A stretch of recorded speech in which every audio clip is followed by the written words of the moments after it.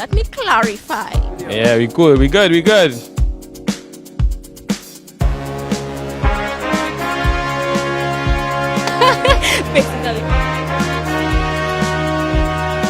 Women still them good chicks pocket full of bricks. Hashtag love the skin you're in. The kind of back that could block a man's sins when he stands straight.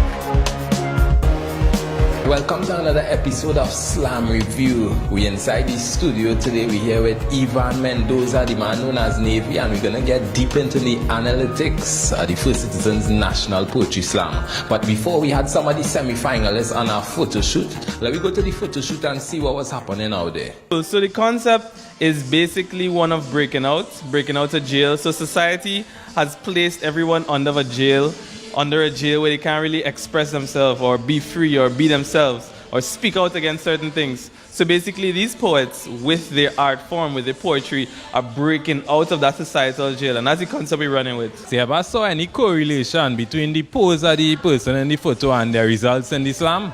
Never have I ever. Well, actually, I was with my next friend who also auditioned for the slam, and I saw her name first. So when I saw her name, I started screaming. I was like, you get in.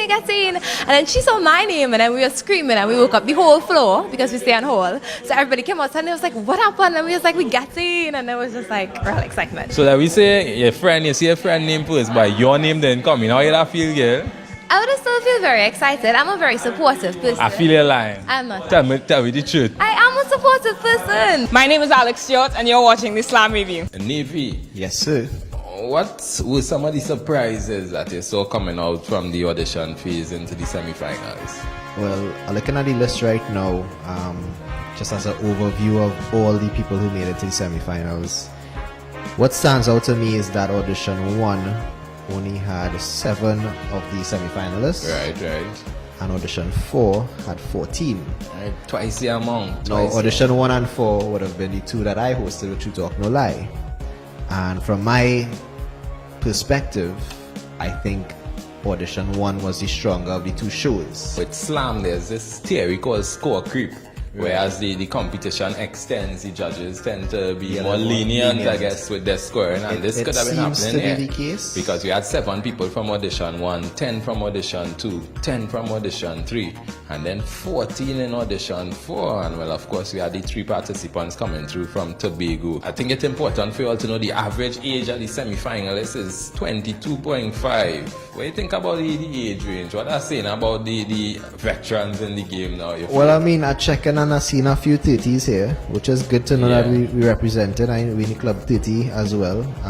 So I've seen 3 actually from the first audition, which is a good sign. The first audition was a veteran game, it looked like. Only the veterans went through. Akil Wallace, which I think they were in my top 5 for the first audition.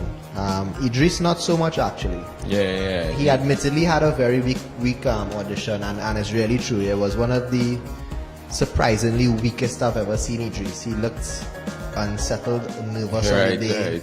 He was kind of stumbling through his piece, not the usual solid performance you get from Idris. So I was actually surprised to see him in the semi-final because, like I said, of how strong the overall audition was. I think left out of that one, I had in my top 5 Ashley Burnett. Definitely. I had that as the not just the biggest surprise from audition 1, but overall. Overall, I think that was a huge surprise. If you're talking poetry, you're talking work, you're talking art form, craft, I think Ashley is very high up there in terms of her writing skills. Another shock for me would have been the omission of Seth Sylvester. As well. He made the standby list. Mikel Juan Franco Alexander. I never big him up on the Slam Review so far. So today's your day. Mikel in the Slam Ram since 2012 coming forward. He take a little background role. But plenty of people don't know.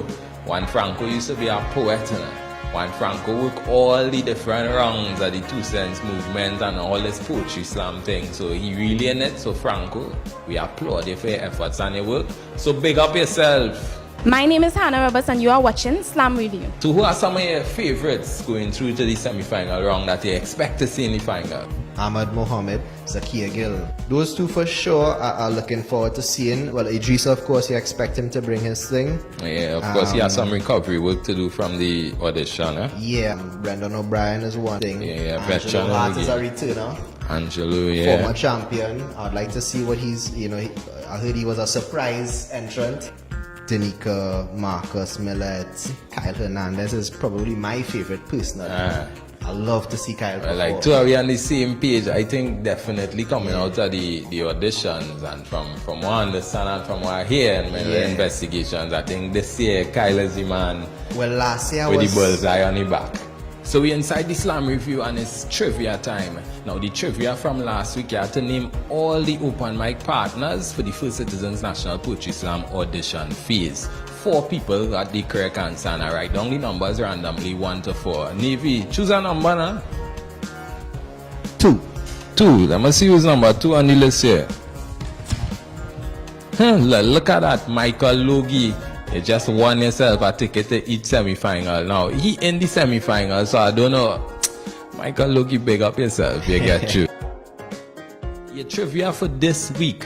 Give me the average age of the poets in the semi-finals. You might have to click back on this video a little bit to find out. But win yourself a free ticket to any one of the semi-finals you choose if you just give me the average age of the poets in the semi-final. Like the video, share the video, and comment under the original video your answer. You have a chance to win. There we go. So this brings us to the end of another episode of Slam Review. Navy, you have any closing comments? Well, first of all, thanks for having me, Derron. Closing comments, I just looking forward to seeing the poets doing their thing at the semi-finals. More than excited for the finals, but we take it one step at a time. I'll hear it one step at a time, and of course you could follow the First Citizens National Poetry Slam at every step right here on the Slam Review.